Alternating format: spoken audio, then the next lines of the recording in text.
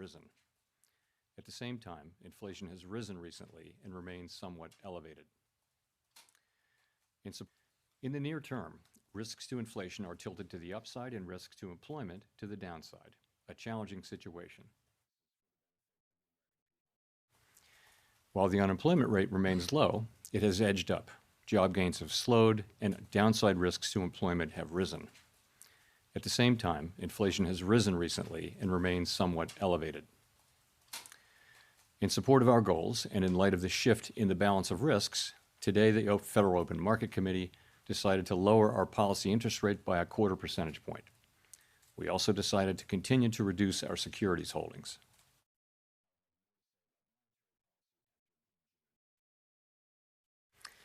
In the labor market, the unemployment rate edged up to 4.3% in August, but remains little changed over the past year at a relatively low level. Payroll job gains have slowed significantly to a pace of just 29,000 per month over the past 3 months. A good part of the slowing likely reflects a decline in the growth of the labor force due to lower immigration and lower labor force participation. Even so, labor demand has softened, and the recent pace of job creation appears to be running below the break-even rate needed to hold the unemployment rate constant.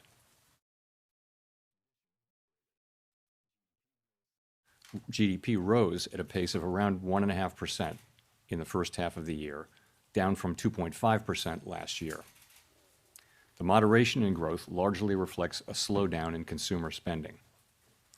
In contrast, business investment in equipment and intangibles has picked up from last year's pace. Activity in the housing sector remains weak.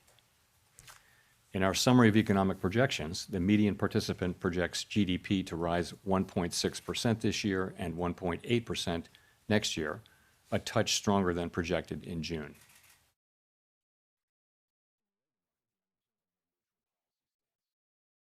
With today's decision, we remain well positioned to respond in a timely way to potential economic developments. We will continue to determine the appropriate stance of monetary policy based on the incoming data, the evolving outlook, and the balance of risks.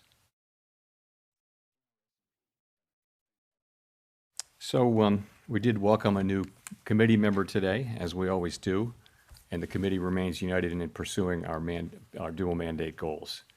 We're strongly committed to maintaining our independence, and beyond that, I really don't have anything to share.